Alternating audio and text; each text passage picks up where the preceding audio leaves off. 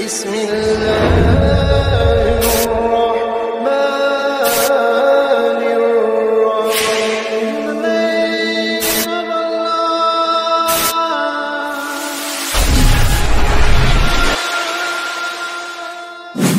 Nawas ini sebenarnya pernah ditangkap dengan tuduhan telah menipu komandan kerajaan. Apakah Abu Nawas dihukum? Simak kisahnya.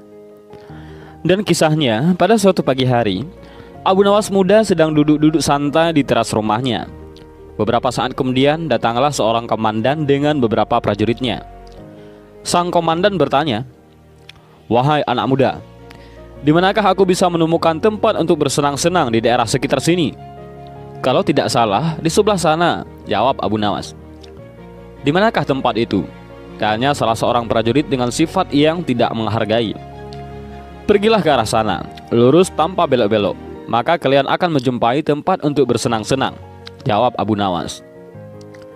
Rombongan tentara kerajaan itu akhirnya pergi juga menuju tempat yang sudah ditunjukkan oleh Abu Nawas. Setelah beberapa saat, kagetlah mereka semua karena tempat yang mereka cari tidak ditemukan, kecuali hanya sebuah komplek kuburan yang sangat luas. Dan tentu saja hal ini membuat para tentara berang karena merasa telah ditipu oleh pemuda tersebut. Mereka pun kembali ke tempat Abu Nawas. "Wahai anak muda, keluarlah engkau. Kenapa engkau berani sekali membohongi kami?" tanya sang komandan yang tidak tahu kalau yang diajak bicara itu sebenarnya adalah Abu Nawas, si penasehat kerajaan. "Siapakah engkau ini? Berani sekali membohongi kami," tanya salah seorang prajurit. "Aku adalah Abdi," jawab Abu Nawas. Komandan dan para prajurit merasa geram dan marah. "Prajurit, tangkap dia," suruh komandan. "Engkau akan kubawa ke panglima kami," kata komandan. Oh, rupanya Abu Nawas hendak dihadapkan ke panglima kerajaan mereka. "Wahai panglima, kami telah menangkap seorang pembohong yang berani membohongi pasukan kerajaan," kata komandan. "Alangkah lancangnya si pemuda ini karena sudah berani berbohong," lanjut komandan. Panglima bersikap biasa saja, malah dia bahkan memerintahkan kepada prajurit untuk melepaskan borgol yang ada pada tangan Abu Nawas.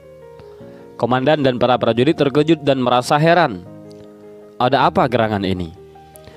Namun setelah itu, Panglima pun mendekati Abu Nawas dan berkata, "Tuan Abu, maafkan perbuatan anak buahku di sini ya," kata Panglima itu dengan sangat sopannya.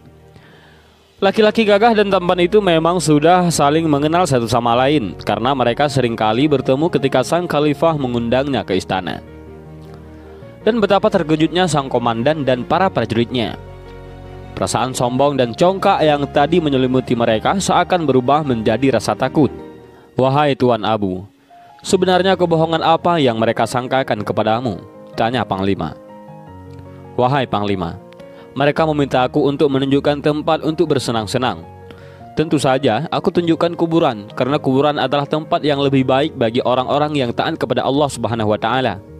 Di sana pula dia akan mendapatkan hidangan yang nikmat dari Allah Subhanahu wa Ta'ala, terbebas dari rasa fitnah dan kejahatan manusia dan makhluk lainnya," jawab Abu Nawas dengan tenangnya. Mendengar jawaban pemuda itu, segera saja komandan mendekati Abu Nawas dan berkata, "Maafkan hamba, Tuanku Abu. Andai saja aku mengetahui bahwa Tuan adalah Tuan Abu, tentu kami tidak akan berani membawa Tuan ke hadapan Panglima," kata komandan prajurit lagi. "Wahai komandan, apakah aku telah berbohong kepada kalian? Bukankah aku berkata benar? Aku adalah abdi, dan setiap orang adalah abdi Allah, termasuk kalian semua," kata Abu Nawas. "Anda benar, tuanku," jawab komandan. Komandan pun dan prajurit yang telah menangkap Abu Nawas merasa malu jadinya dan meminta maaf kepada Abu Nawas. Dan tentunya dari cerita singkat ini kita bisa mengambil pelajaran. Namun kira-kira pelajaran apa yang bisa kita ambil? Tolong komen di bawah.